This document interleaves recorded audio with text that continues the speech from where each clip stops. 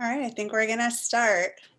Um, on behalf of the Heinrich Museum and the Bipartisan Policy Center, thank you everyone so much for joining us this afternoon for our program Once Upon an American Dream, which is the first in a three-part panel series exploring the stages of the immigration experience in America. Today, we're focusing on the theme of migration, and future discussions will contemplate the arrival and integration experiences of American immigrants, and we'll give you the dates for those at the end. My name's Kim Bender. I'm the executive director of the Heinrich Museum in Washington, D.C., and our museum is located in the DuPont Circle historic home of D.C.'s most successful brewer, who himself was an immigrant. He was a German immigrant named Christian Heinrich. And when we first imagined this program, it was supposed to take place in our conservatory with beer. Hopefully you all have some beers with you at home. And it's because of our awesome partnership with the Bipartisan Policy Center that we were able to quickly change to this digital format. So thank you to them. I was really thrilled when Teresa agreed to do this with us because this was a way for us as a museum to pivot to our new mission that focuses on exploring the concept of the American dream. And I'm not sure the idea of the American dream can exist without the people who've chosen to come here from other places seeking a better life, which is most of us and our ancestors. Now we're going to roll a little video that's going to talk about Christian Heinrich's migration experience to America after the Civil War and give us a little bit of a historic perspective. Roll video.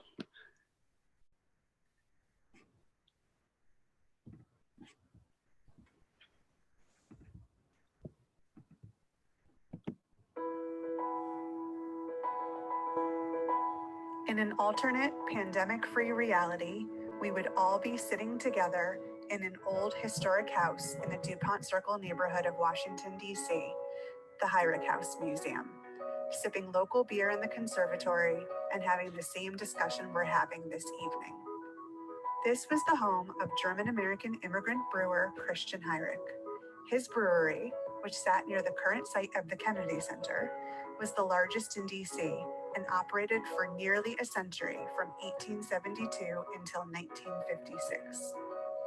The interiors of his home are now something like a time capsule of life in the late 19th and early 20th centuries. The Heinrich family lived there from 1894 until 1956. Here you can see his third wife, Amelia, and his 3 kids. When things open back up, come on a tour and we'll tell you all the interesting details of their unusual lives. Today, using Heinrich's own experiences as an immigrant as inspiration, we use the house to honestly explore what it takes to achieve the American dream and to create a just path to success for modern, local, small creative entrepreneurs. Our programs include historic tours, festivals like an annual Christmas market featuring local craft vendors, and Oktoberfest featuring local breweries, and a small creative business incubator with low-cost studio space. As we explore the theme of migration during this program, why do people choose to leave the place of their birth and settle in another place? We thought Heinrich's 19th century immigration journey would be a helpful place to start.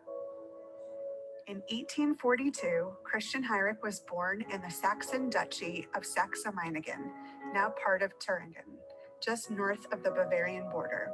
His parents were brewers and tavern keepers, and he grew up working daily in the tavern. Orphaned by the time he turned 14 and siblings scattered, he was apprenticed as a butcher brewer and journeyed around Europe for the next 10 years of his life, landing in Vienna, a city he fell in love with. Vienna sort of had me enslaved with its charm, its manner of living. I seemed to want nothing more, he recounted in his autobiography called I Watched America Grow. Heinrich's sister Elizabeth had immigrated to America with the wealthy family that took her in after their parents died, and had then married a ship captain and settled in Baltimore. She tried to lure Christian away from Vienna, perhaps to fight in the Civil War, as Heinrich suspected. He resisted for a while. This is how Heinrich described what brought him to America. But with the arrival of peace in the States, Elizabeth became more insistent. Germans, she said, were opening breweries all over the country. Americans were getting into the way of dropping strong drink, such as brandy and whiskey, and going in for the lighter, healthier, and more sustaining beverages introduced and almost daily being improved by my countrymen. You will never own your own brewery in Vienna, she wrote, but here, in this wonderful country, you will at least have the opportunity for success. In April of 1866, with the idea of owning my own brewery uppermost, I journeyed from Vienna to Hamburg, where I took a freight steamer to Grimsby in England. My passage had been taken on the Cunard steamer Helvetia out of Liverpool. Here's an ad for the Helvetia. It was actually not a Cunard ship, but one from Norway's national line. As a strange side note, Heinrich's first attempt to immigrate to America ended in failure when the Helvetia broke out in cholera and had to turn around.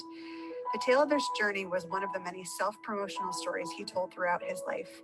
He swore that he survived the journey in complete good health because he only drank beer, understanding that you should never drink water on a ship.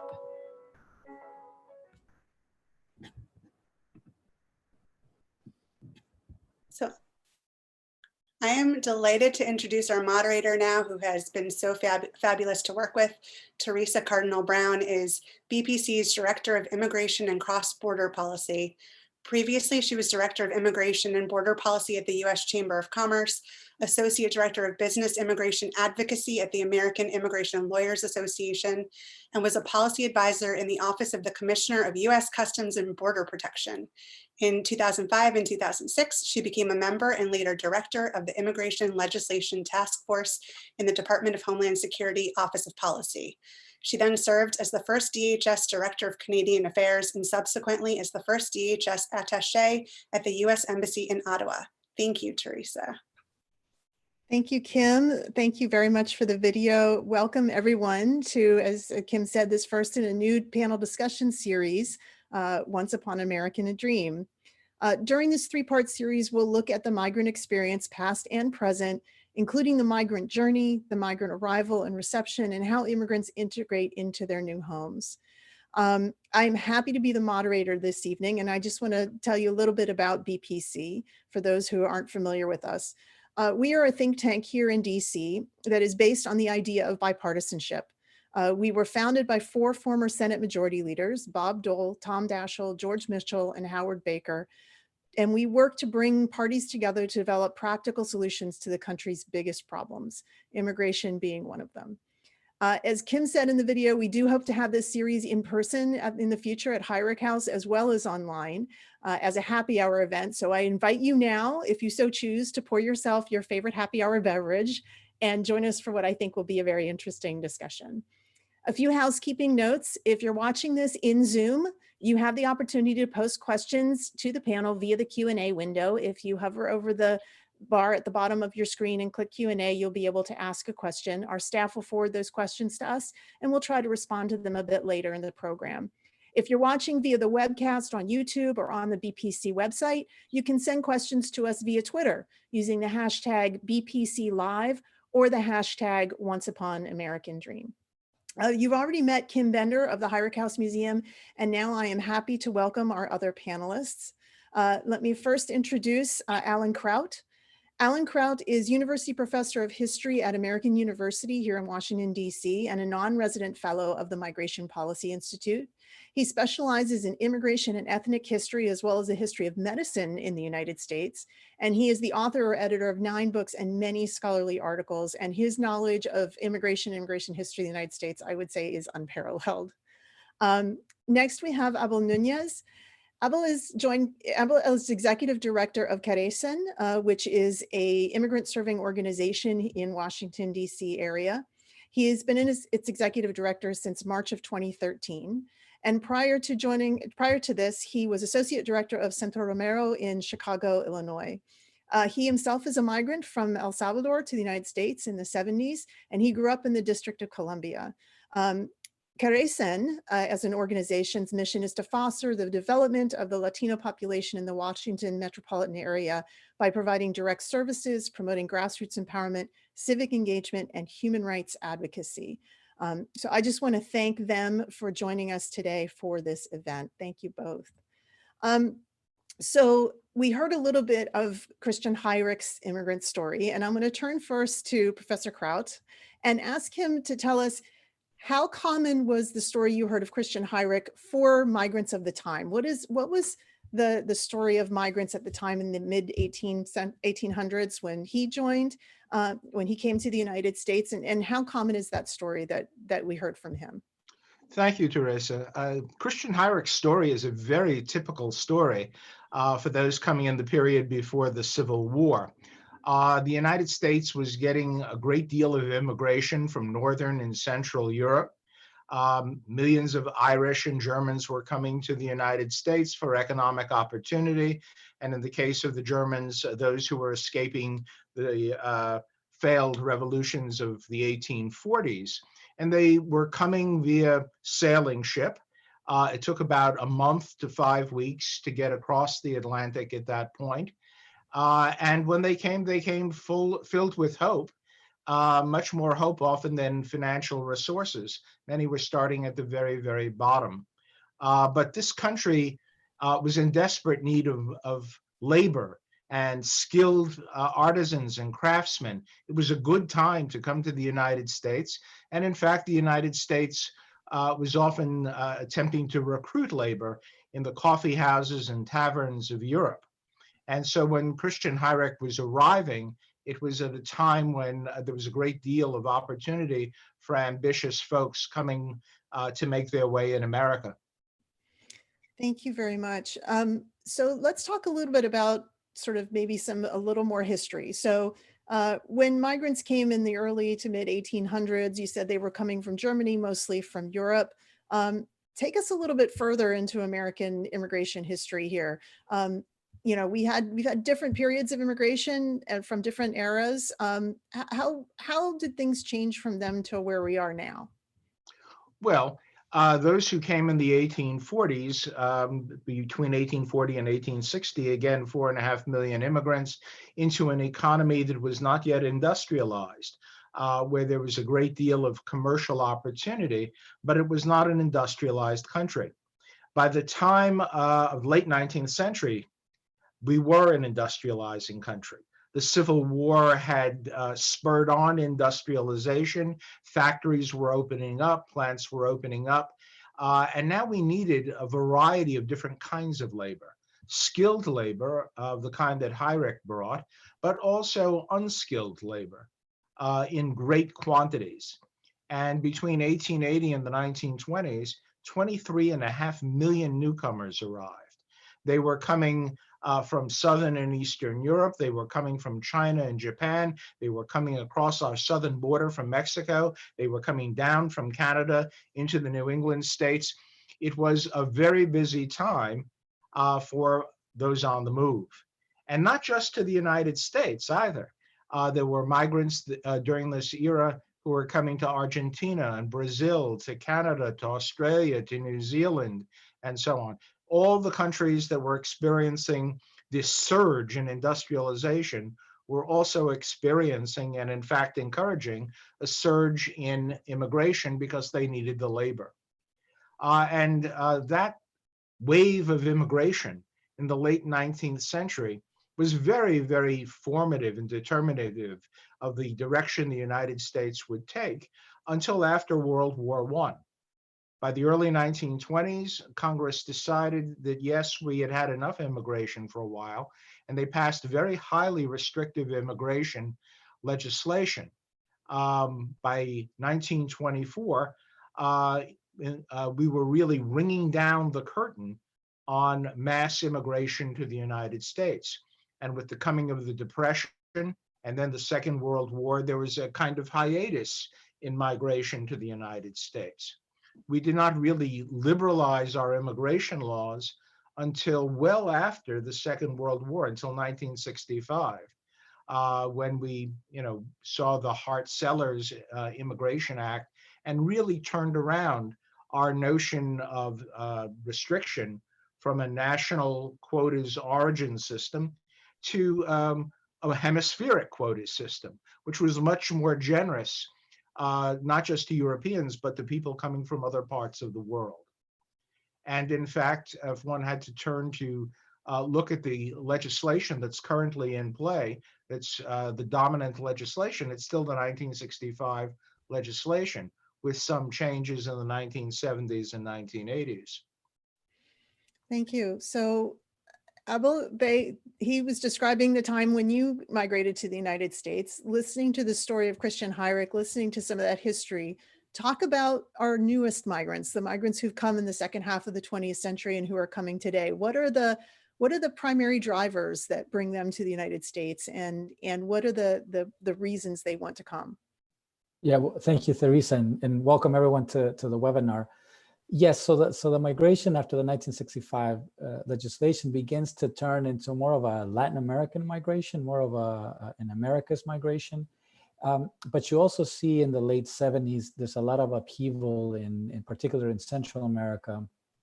And a lot of this upheaval was in large or in some part due to American intervention. So you had places like El Salvador, like Nicaragua, like Honduras, where the U.S. and Guatemala as well, where the U.S. was imposing its hemispheric policy of control, but that created and put in place governments that are very oppressive.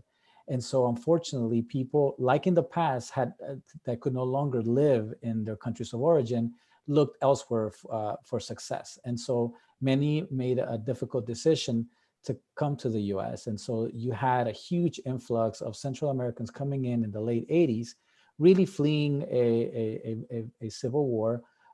But I think with less of a fanfare or a welcome, I think many immigrants at first have not really found the red carpet roll out for them. But for these later immigrants, they weren't even given refugee status. They were really were being prevented from entering.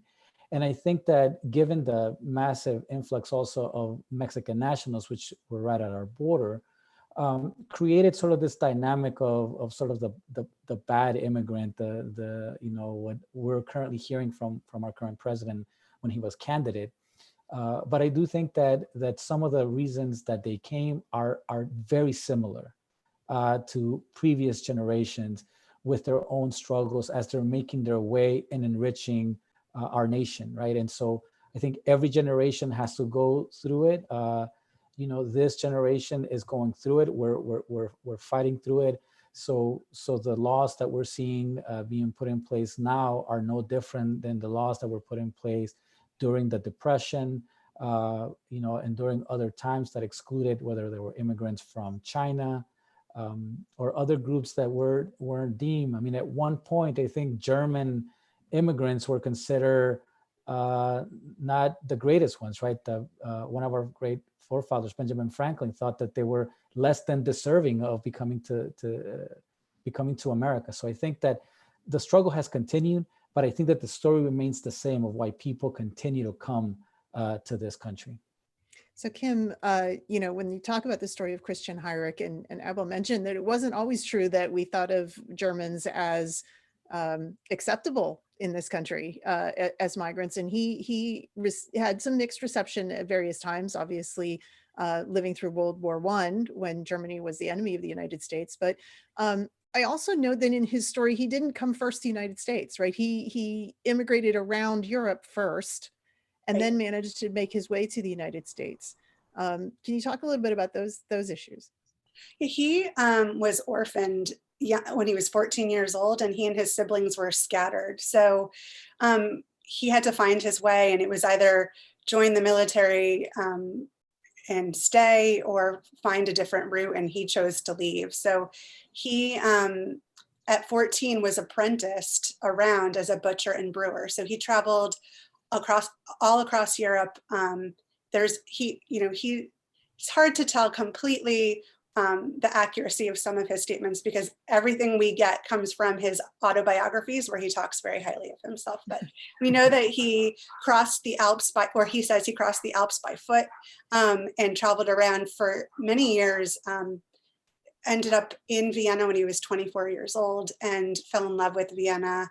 By that point had picked up all of the brewing skills that one would need potentially to have their own brewery. And as we said in the video, his sister who had moved to America previously, sort of lured him with the idea that he would have a much better opportunity opening his own brewery in America than he ever would in Europe. And I think that was very true at the time. And when he landed, I mean, we'll talk more about that the next time, but when he landed, he did find a huge German-American community that was so welcoming that he almost had to detach himself from them to learn English. So we can talk about that next time. But. Sure. So Abel, you know, Heinrich was an orphan. We have heard an awful lot in the last few years about unaccompanied children who migrate to the United States, sometimes through treacherous overland routes, whether we believe Heinrich crossed the Alps on foot or not. We know there are children of that age and younger who are crossing thousands of miles through Central America and through Mexico to come to the United States. Do you see and hear similarities in these stories? To a certain extent. I think that one difference is what we're beginning to see now is forced migration. So people having to leave their countries of origin because they can no longer live there. I mean, it's actually a detriment to their lives to stay there. And so what we saw with the unaccompanied minor crisis that began under the Obama administration was the violence that was happening in particularly the countries of what we call the Northern Triangle, El Salvador, Guatemala, and Honduras, which their crime rates are incredibly high, but they also target youth. And so youth became enemy number one in those nations. And those, unfortunately, young people had only two choices, either stay, particularly if they were coming from the lower economic classes. Now, like everywhere else, anyone that has means is able to stay and thrive. So we're really looking at the folks that are the poorest of those countries that had no other option. I mean, most of the studies demonstrate that most of the immigrants, including those youth that were coming, actually move 5 times within their country of origin before they decide to make the trip to the US, which is very arduous. And people often wonder, it's like, why would they even risk this horrible trek to the US with the beast in Mexico climbing on top of a rail car? But the reality is that what they have in their home country is even worse, or certain death. So when people judge, I stay in my country of origin and die, or go on this trek and hope that I would make it to a better place and thrive, people will take that chance, right? And so the migration that started in the early 80s cemented a huge enough community in the US, particularly in the District of Columbia and the DMV area, and a lot of the metropolitan areas of Houston, Los Angeles, that then you had both a pull and a push factor. You had people that couldn't live there, but you also had people that were already were living here, kind of like in the past. You found your community that helped you traverse what it meant to come to the US, that it helped you getting employment, that helped you learn the language and understand how you thrive and survive in the US. Yeah. So it's very similar. Yeah. So Alan, talk to me a little bit about, you know, this concept of diaspora, of folks who have migrated before and how they sort of help settle, and then more from the countries. That's not new or unique. It happened, Christian Heinrich's sister brought him, but that's been happening for a lot of our history, correct? Yeah, that's a chain migration in which people from a particular area come to a place in the United States and bring others, bring relatives, bring friends. And this chain migration is a very common pattern, and it was even facilitated by the 1965 legislation that prioritized family reunification.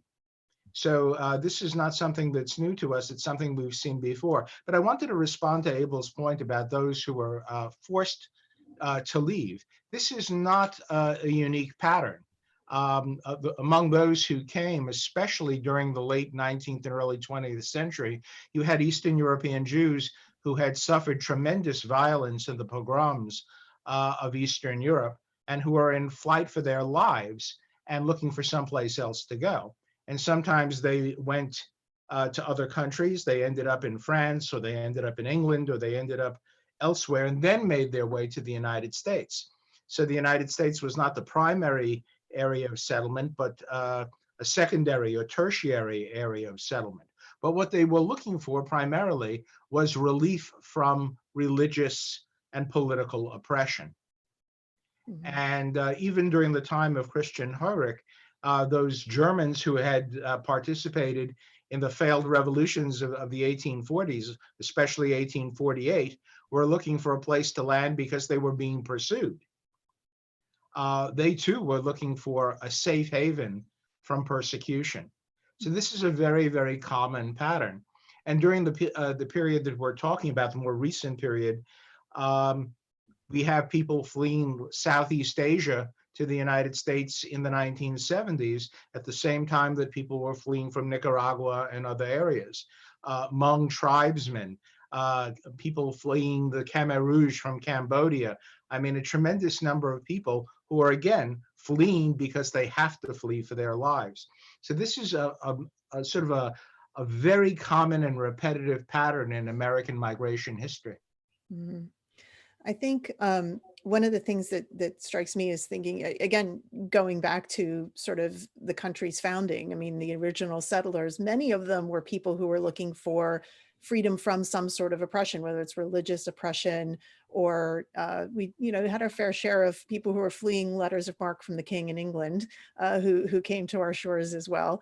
So this is, I think, something that's consistent across our history, is that the United States, America, is seen as this place of protection, a place of opportunity, a place of safe haven, and a place for a better life. And Kim, it sounds very much that maybe Christian Heinrich really liked Vienna, but he thrived once he got to the US. Like, it really did turn out that way for him, correct? Yes, I think it ended up being the land of opportunity for him. And part of that was the people that had come from Germany and had paved the way right before him. So he was able to open a brewery and introduce lager beer to a population that wasn't used to this easy drinking beer. So he had a product to sell. And there was a community here waiting for him. So it was, I think, a better, more golden shores than Vienna even could be, even though he loved it there. Yeah. So Abel, your organization is that community welcome, right? It is that immigrants helping immigrants. Talk to us a little bit about the work you do and why it's so important. Why is it important for immigrant communities to have that empowerment? Yeah, so when you think about the US model of how it integrates its immigrants, it really, government plays a very small role in it, right? So it's about the communities that they come into. So it's really, it's their own family members, it's their own community members from the country of origin that begin to teach them what it is to be in America. Now, the one thing I would say that's a little bit different from particularly a non-European migration is that all of those European nations eventually end up being part of the dominant culture. When you look at particular people of color, there's a little bit of a difference in that we always are something hyphenated. Although we still have Irish Americans and Italian Americans, by and large, they become part of the dominant culture. But as we've seen with Chinese Americans that have been here from since almost the inception of this nation, they still are sort of treated a little bit separate. And I think that that's part of our legacy of what our nation is. But I do think that is something that we need to kind of work. But the US does allow you to kind of push that. And I think from almost every other nation that you come from, any immigrant that comes or any immigrant group that comes allows to add its own flavor, but also change the dynamic of who we are as a nation, right? And I think that's very different than in other places. When you go to Europe, when you see countries that have existed for hundreds of years and that have an incredible rich history, it's sometimes rigid in the sense of who they are. But our definition of who we are is around our value system. And as new communities come in, we add a piece of that to the tapestry that America is. And so just like the German Americans came in, the Latin Americans doing that now, and every wave of migration have added something that makes this nation one of the greatest nations on the earth. Yeah. And I know our next panel event is going to talk a lot more about sort of how migrants are accepted when they arrive, but let's talk a little bit more about, since we're there right now, we'll talk a little bit more about that right now. Alan, you know, this idea of different migrant groups who come to the United States from different parts of the world for various reasons, and how they integrate or how they become part of America. You know, I think Abel mentioned certainly there have been Asians as part of America since very early on in our country's history, and yet we still hyphenate them to a certain extent. I mean, the United States has maybe an up and down relationship, right? We have this idea of being the nation of immigrants, of that history of immigrants coming and succeeding, and yet sometimes we don't live up to that. Do you want to talk about that a little bit? There was an old immigrant saying in the 19th century, translated into many different languages. And it was America beckons, but Americans repel. And I think there's certainly a lot of truth to that even today, where the United States courts immigrants either for their labor or their special talents, and wants to offer opportunity, economic opportunity, and sometimes freedom from religious persecution. But not all Americans are welcoming. And there's often a wall that's placed that needs to be scaled by newly arrived immigrants to achieve acceptance. And it comes down only after several generations of existing in the United States. I mean, that's kind of a truth also about life in America, is that it's not always immediately welcoming. One has to carve out one's place in this nation of nations. The other part about this too is the complexity of the role that government plays with respect to newly arrived immigrants. The United States has had immigration policy since the 1890s. Before then, it was largely state policy. But it has never had immigrant policy. And by that, I mean a policy in which the federal government supports language learning, job retraining on a big scale for all newcomers, and offers a lot of opportunities that are financed by the federal government. If you want to learn English when you come to the United States, there may be programs that are sponsored by churches, by municipalities, by a variety of civic organizations, but the government of the United States does not pay to teach people English, nor does it pay to retrain newly arrived immigrants for the job market in the United States. Contrast that with other societies that do make that effort and that do have programs that are reasonably well financed to promote that integration.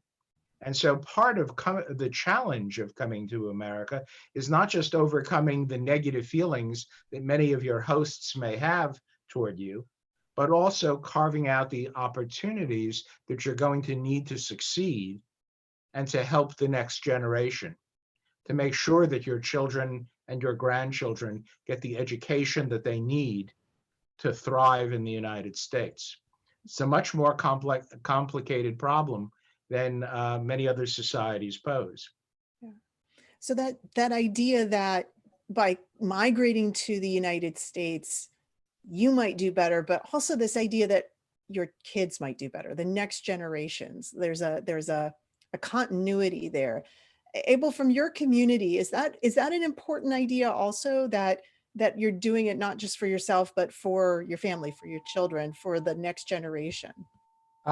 Definitely. And I would say that my personal story. So when my family decided to migrate to the US was specifically for that, because my dad was gainfully employed. My mother was a housewife in El Salvador, but my aunt had come to the US in the 60s, was already established, and told my father, if you want better opportunities for your children, you should take this opportunity. And he uprooted his entire family, his entire life, and and made the decision to come to the US, right? So I think that the first generation is the one that sort of pays the entry fee, right, for the rest of the generations. And the idea is that your second generation will do better. I think one of the things that has happened with the recent migration, and I think that has to do also with technology as well, is the fact that a lot of the immigrants also sustain their families in the countries of origin that they left, right, with remittances. And so you have sort of families that come in and are trying to make life better for themselves here and their next generation, but are also taking care of the families in the countries that they left, so that you have sort of a dual responsibility as an immigrant. I mean, I think that as Carecen is the role that we play to help people integrate, to make sure that they, with the services that we provide, that they're able to navigate, particularly around language and around legal aspects of immigration, to ensure that they get a foothold here so that the next generation does better. Yeah. I was reading something recently that talked about that many migrant families see the migration as an investment. It's an investment in their own human capital, but an investment in the future of their families, that by migrating, they can make that investment for the rest of their family, both here and back home. Do you agree with that perspective? Yes, actually, even when you look at folks in El Salvador from the, which are the poorest, when they make a decision of who travels to the US, they make very intentional decisions to choose the family member that they think will survive the route all the way to the US and will be able to be gainfully employed so they can send money back. It is their way of connecting to a globalized economy.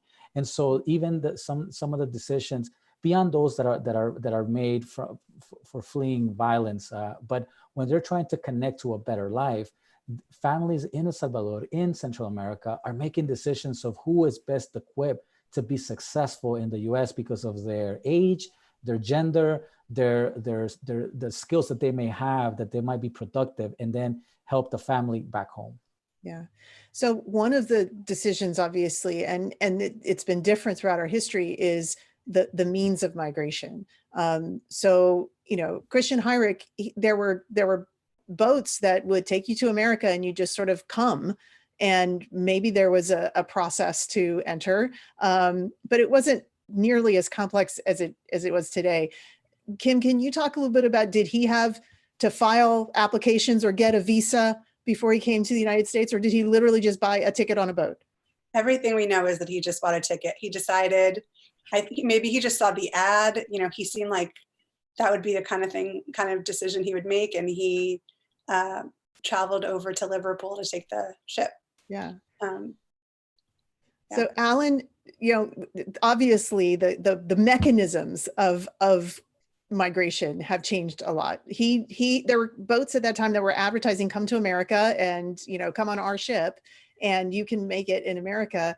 Now we have really complicated systems of whether or not somebody can come in and get a visa or work or have qualifications. Can you talk a little bit about how those systems have evolved? Yeah, if you are talking about Christian Heinrich's moment, the states were controlling migration. There was no paperwork to fill out. You bought a ticket, you got on the ship, and if you were lucky, you got off at the other end in reasonably good shape. There was no bureaucracy. There were state immigration officers in busy ports like New York and Boston and Philadelphia and New Orleans and so on, but that was it. By the late 19th century, when the federal government gets into the immigration business, a bureaucracy has to be shaped and a process has to be launched. And that's what we see happening at places like Ellis Island in New York or Angel Island in San Francisco Bay. Those are immigration depots. They're manned by federal officers who are conducting interrogations. They're manned by officers of the U.S. Marine Hospital Service, physicians who conduct a physical inspection of immigrants. There's a process through which they must pass, and there's some paperwork. There are passes that are issued to them as they come into the United States. Life gets even more complicated, of course, in the 1920s when we passed this restrictive legislation. And now immigrants need to get paperwork done before they depart from Europe to the United States. There's a need for an interview with a consular official. There's a visa that must be issued to come to the United States. And life gets much more complicated and never really gets uncomplicated again. If anything, there's more and more paperwork to be done, more and more assurances to be given. But this is all a product of Americans wishing to screen who comes to the United States. Will the folks who are arriving in the United States be able to make a positive contribution to the economy? Will they be able to support themselves? Will they become public charges and in need of charity? And so the United States begins to create a mechanism for that, but also as a way of excluding criminals, people who we regard as immoral, and also those who are politically unpopular. Whether we're talking about anarchists in the late 19th and early 20th century, or later communists during the early and mid 20th century, the United States is screening for politics, even as it's screening for economic capability. And all of that involves investigation, all of it involves paperwork, and the marshaling of a bureaucracy to do all of that. Yeah, and it's gotten a lot harder since, if you will. And Abel, just coming back to you really quick, I mean, all of that bureaucracy also means limitations, right? It means challenges for people who want to immigrate here if they can't participate in that process, if that process is not available to them. So talk a little bit about that. Yeah, I mean, that is correct. You know, the system has become one that you have to be of means to access it, right? Not only here in the US, but from the country of origin, right? So for example, if you have millions of dollars to invest, it's very easy to come to the US. But if you are a laborer, that becomes much more difficult. And I think that has created sort of this sort of strange bipolar way where yes, it's becoming harder to become in terms of legally, but because of technology, people are coming that much quicker, whether it's through land, through sea, through air. You know, people can come, and the connectivity that we have, you know, we're much more of a globalized nation. So what you have is people here basically educating people in the countries of origin of what they need to do to come in here, whether they do that legally or not following the current rules that are in place. Whether you see them as fair, unfair, right or wrong, the fact of the matter is that those rules exist. And so they become much more complicated, particularly when you also are bringing in people that may not be educated and may not have the means. And so it becomes a place where it becomes a marketplace, really, for operators to work in that, to bring people to do the human trafficking, but also within the legal sphere of people that help shepherd people through this process. Now, we're part of that chain because we help people once they get here to be able to make sure that they navigate the system and be able to get to the best conclusion possible for them. So we have several questions that have come in via Q&A, so I'm going to start asking those of the panel. And a lot of them are about sort of the current politics of immigration. So, you know, feel free to answer as best you can, as best you wish. But first question, I think, Abel, you mentioned this at the beginning of when you were talking about, says, what role do you think U.S. foreign policy has played in Central American migration to the United States over the last 3 to 4 decades? And I think, you know, Alan, I might ask you, you know, American interventions in lots of parts of the world have probably prompted migration to the United States as well. So Abel, if you want to talk about Central America first, and then maybe I'll ask Alan to talk about other migration. Thank you. Yeah, no, I mean, one of the things that you have to learn, like if you've seen where the U.S. has, their armies have been, you'll see populations here in the U.S., right? And that's across the country. But for Latin America, particularly in Central America, it has been pivotal. for example, Salvadorians have had a migration history to the US. We have recorded Salvadorians coming in for the gold rush in San Francisco, but they were small numbers.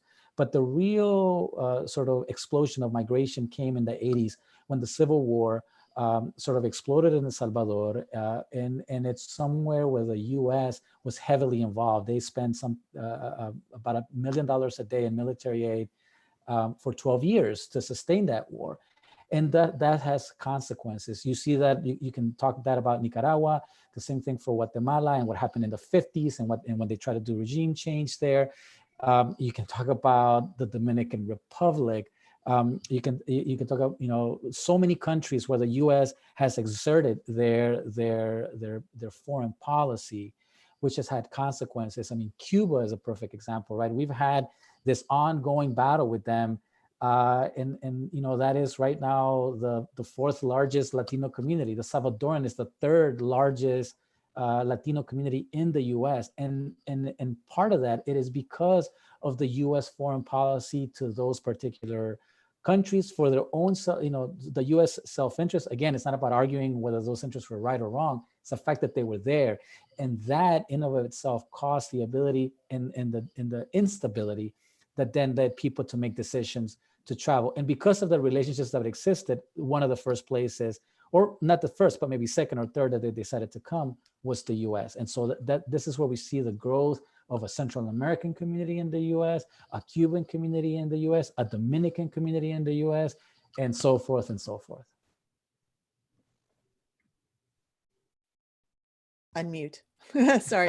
Alan, talk a little bit about, Abel talked a lot about Central America, but you were talking earlier about Asian migration to the United States and, post-Vietnam War, post-World War II, Korea, lots of diasporas from those places as well, correct? Yeah, I mean, to put this in its broadest perspective, think about 1848. The Treaty of Guadalupe Hidalgo, which brings to a conclusion the Mexican War. What happens as a result of that? Those who are living in the territories that are going to be part of the Mexican cession to the United States have a choice. They can go across the border into what was then Mexico. They can stay where they are and become American citizens. And so, in a sense, they didn't migrate. The country engulfed them. And they were given the choice to become them, is what they say. That's right. The country came to them instead of the other way around. But every time the United States is involved in another area of the world, and we are involved in many areas of the world because we are, after all, in our own way, an imperial power, there is the result that newcomers arrive in the United States. When we open up trade with China and trade with Japan, the result is our migrations to the United States. When we get involved in Central and South America, the result is migrations to the United States. And so this is a constant theme of American migration history of who's coming after what kind of an involvement. We were talking a little bit about the 1970s, the post-1965 period anyway. And if you look at the early 1970s, what happens? In addition to the instability in Central America, which brings so many up through Mexico and across our borders, it's the end of the Vietnam War.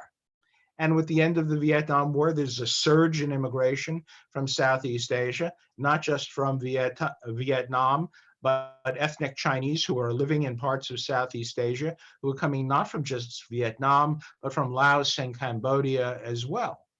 And so this is a constant movement of people in response to American involvement from abroad. And I have no doubt that it will continue that way for a long, long time. Wherever we see pockets of instability and American engagement, we're going to see migration. Mm-hmm. So our next question, unfortunately, brings us a little bit back to reality and asks, how do you think the current pandemic will affect our immigration system? I would change that a little bit to affect migration generally. I mean, there's what we choose to do with our migration system in result to the pandemic, but there's also what the migrants choose to do in the midst of a pandemic. Alan, I'm going to ask you, I mean, there's so many comparisons happening right now to the 1918 Spanish flu or influenza outbreak. What was the migration aftermath of that, or was there one? Well, now I'm going to put on my historians of medicine hat for a moment and talk a little bit about that, because the 1918 pandemic occurred during World War I and America's involvement in World War I. And migration to the United States had already slowed to a fraction of what it had been in 1914 before the war started. And so the pressure of migration coming to the United States was not nearly as great during the pandemic, simply because of wartime conditions. And the backlash against migrants coming to the United States was actually in some ways less during the pandemic, because so many recently arrived immigrants and their children were fighting in the American army. An enormous number of American soldiers were of immigrant background in World War I. One generation, 2 generations at most, removed from the immigrant experience. That's extraordinary. And so the kind of anti-immigrant sentiment that one might have suspected in its relationship to the epidemic was simply not there. What was there was a great deal of concern about how the newcomers would adjust to the authority of boards of health commissioners, of how whether or not they would be a vulnerable population because they would attempt to defy authority and not social distance and not observe all of the rules of sanitation and hygiene that were being proffered. And the answer is that ethnic communities and community leaders and the leaders of the foreign language press were very instrumental in persuading the populations to follow the rules of the game, which involved some social distancing, which involved the wearing of masks, sound familiar, which involved an awful lot of the things that we're doing now to try and limit the spread of the coronavirus. And so that's where the intersection was. In addition, there was a lot of America's let's say, xenophobia poured out against the Germans because they were our enemies in the First World War. This is the period when certain school districts are banning the teaching of German.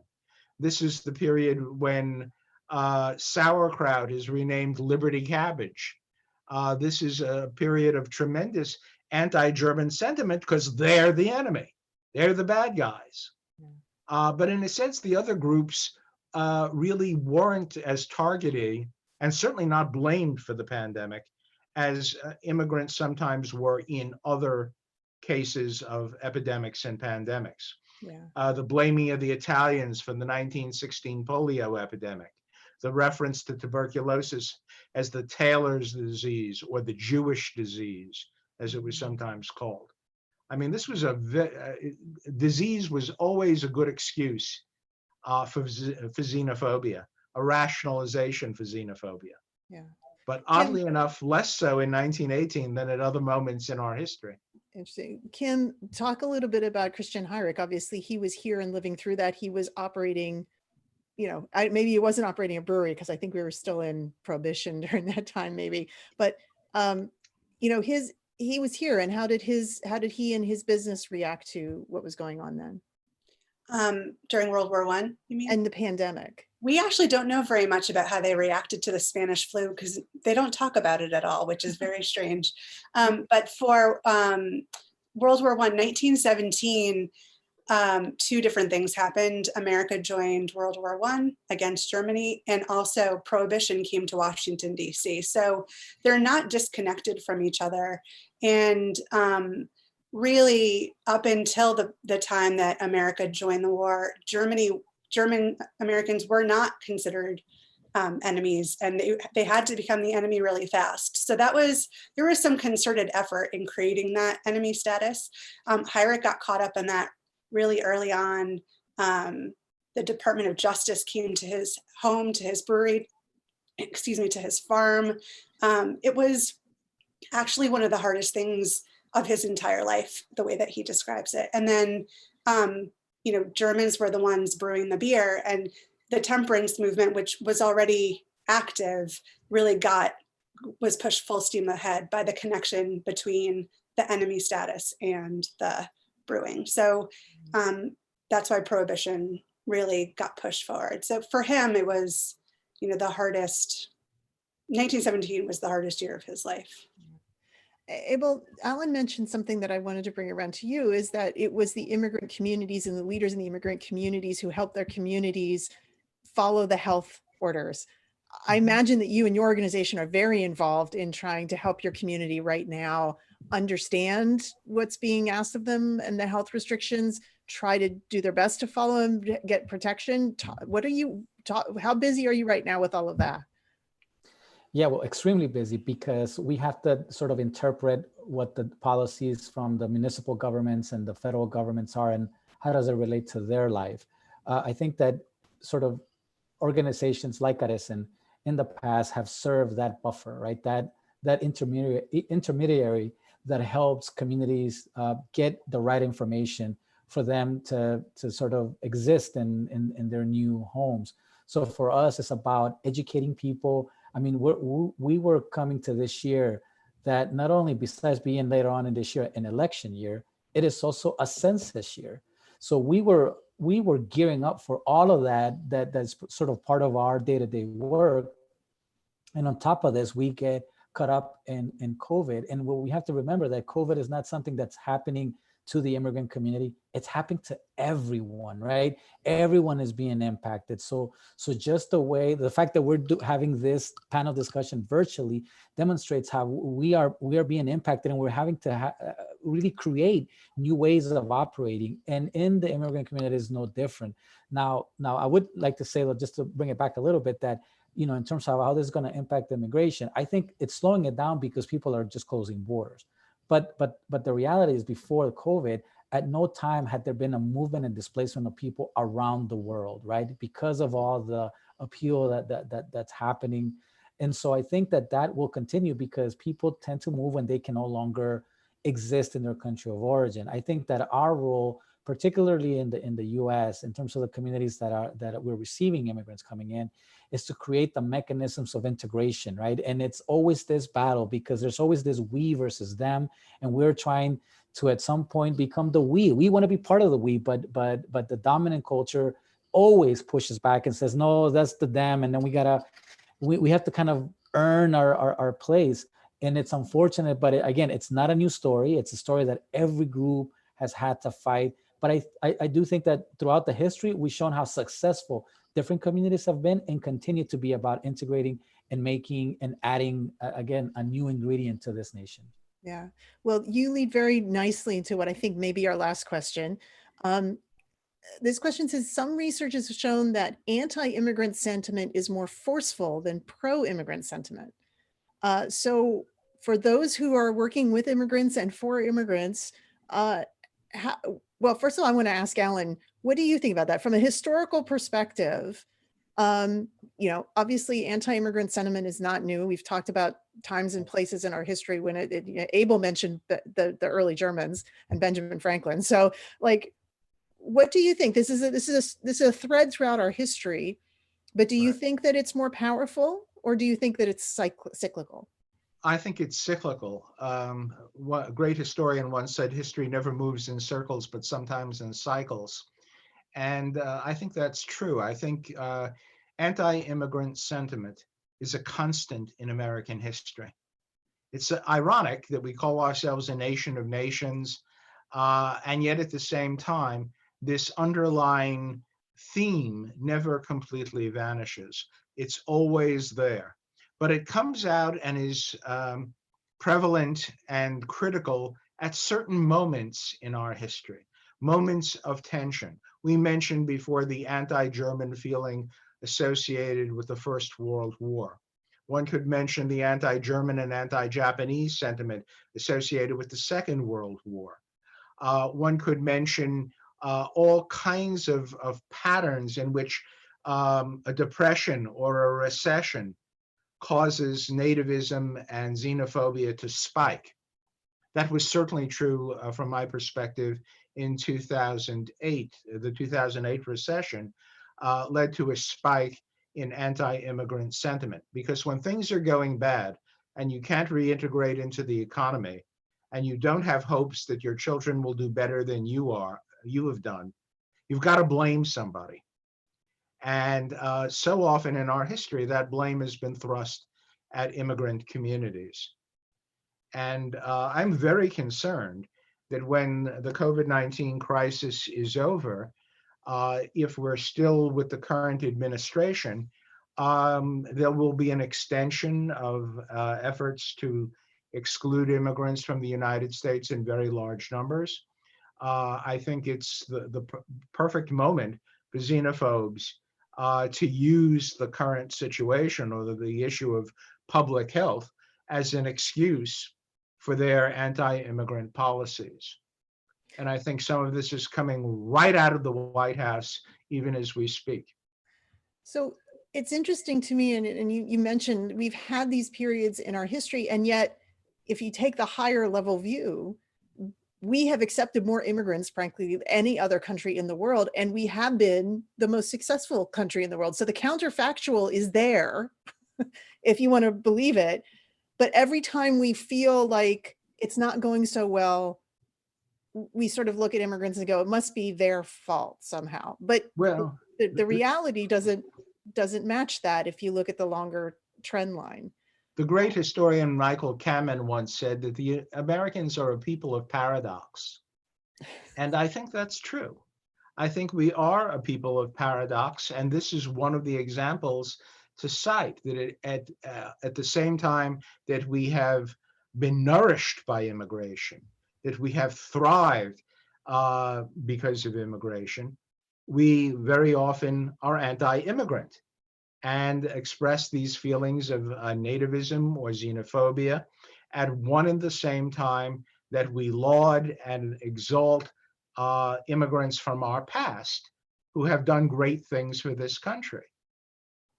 And when you think about the COVID pandemic, and one thinks about other instances of health crises, I think back to the polio epidemics in the 1950s.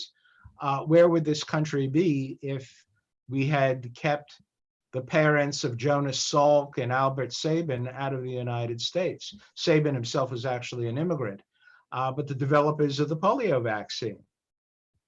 And yet at the same time that we laud these immigrants and are grateful to them for their tremendous contribution, there is this stream of xenophobia that never quite dries up. Yeah. Abel, I'm gonna turn to you here, because right now, at the same time that, maybe that we're seeing some anti-immigrant sentiment kick up, and yet the people who are out there working on the front line, so many of them are immigrants.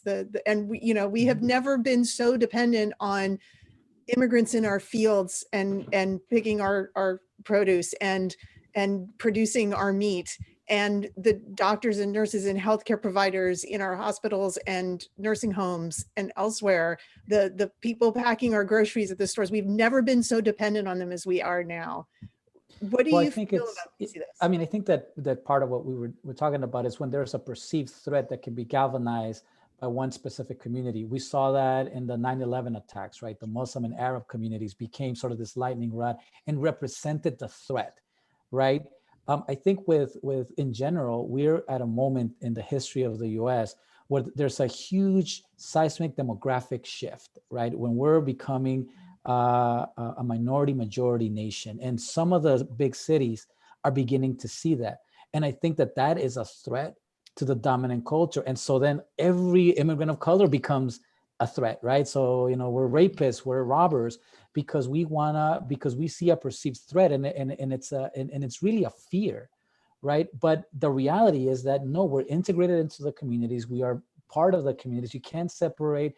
I always say, unfortunately, Latino immigrants, Arab immigrants, Muslim immigrants, we're part of the DNA of this nation. You can't just separate us out. And so, so yes, we are the ones that are, you know, cleaning the office buildings. We are the ones that are packing your groceries. We are the ones that are picking the fruit in the fields that we need. So when we're talking about the meat shortages, they are the ones in the front lines that, in large part, not 100%, but in large part, are immigrants that are in these factories, ensuring that our system works, that we have food in our tables, that our houses are clean, that our system functions. And so I think that that's always the struggle, right? And I think as people see that, to the extent that we can make people open their eyes, are like, yeah, you know, I have issues, but I do understand. So there's this divide between what you know in your mind and what you know in your, and what you feel in your heart. And I think that that's the struggle that we're continually fighting. And I think that for us at Carecen, we continue to fight that, to make sure to prove in numbers what we bring to this nation, but it's harder to fight what people are feeling in their hearts. Yeah, I think that's true. Kim, I'm going to turn it back to you really quickly, but it seems to me that this tug of war that we have, that Christian Heinrich represents sort of the great immigrant story. And going back to the theme, you know, success in the American dream. He made the decision to come and to build a business that was successful and to support others. Abel and his family and his colleagues are doing the same thing today, in spite of all of the headwinds, right? And there's been headwinds all along. So when we think about Once Upon an American Dream, I'm going to go back to that question. He had a dream. He came and was successful. Abel, your parents had a dream, and you had a dream, and you've been successful. Alan, my great-grandparents had a dream. Alan, I assume your ancestors had a dream. Do we still think the American dream is there? Is it still there? Are you asking me? Absolutely. I'm asking everyone. I think people are still fighting for it, fighting to keep it alive. Some days it's harder than others. That's true. Abel, Alan, anything Yeah, you you know, want to I add? would say that yes, it is alive. I mean, is it difficult? Are there challenges? Yes, but if we look in history, there will always have been challenges. And I think to the extent that this dream remains alive, if we want it to still be alive, it is really up to us. Because the good thing about immigrants, every new generation brings a new set of energy and a belief in this system. And so I think that, yes, it will be alive and it will continue to be alive. Yeah. I Alan, totally anything? agree. And I think the proof is the struggles and the suffering that people will undergo to get to the United States. It still is the land of dreams, the land of that seems to be at least the land of almost endless opportunity. Whether it is or not is another matter. But the fact that people think it is, believe it is, and are willing to risk life and limb to get to the United States on our borders every day is proof positive that that dream continues to exist. Thank you, Alan. Thank you, Abel. Kim, I'm going to turn it back over to you because this has been a great conversation. You want to wrap us up? Yeah, thank you so much, Teresa. You are awesome. I just want to invite everyone to make sure that they put in their calendars the next two discussions that we're going to have on July 9th and October 14th, maybe virtually. I'm really hoping it's in person. And we will, we'll send out information about that really soon. And you can register again. We'll keep talking about this. Yeah. So as we sign off here, we're going to post on, I want to give everybody a chance to plug. You have fabulous organizations represented here on this panel, the Bipartisan Policy Center, Heinrich House Museum, Abel at Carecen, and Alan at the American University and Migration Policy Institute. We're going to show you how you can find out more information about all of our organizations and the work we do on the next slide. Our Twitter handles, if you want to follow the conversation with us there. But we want to thank everyone who signed in. Hopefully you enjoyed your happy hour drink. We're going to go off and get ours now. But thank you all for joining. We hope you join us again. And I definitely want to thank our panelists, Alan, Abel, Kim. Thanks so much for your partnership. Really appreciate it. Thank you, Teresa. Thank you, Kim. And that concludes our program. Good to see you, Abel.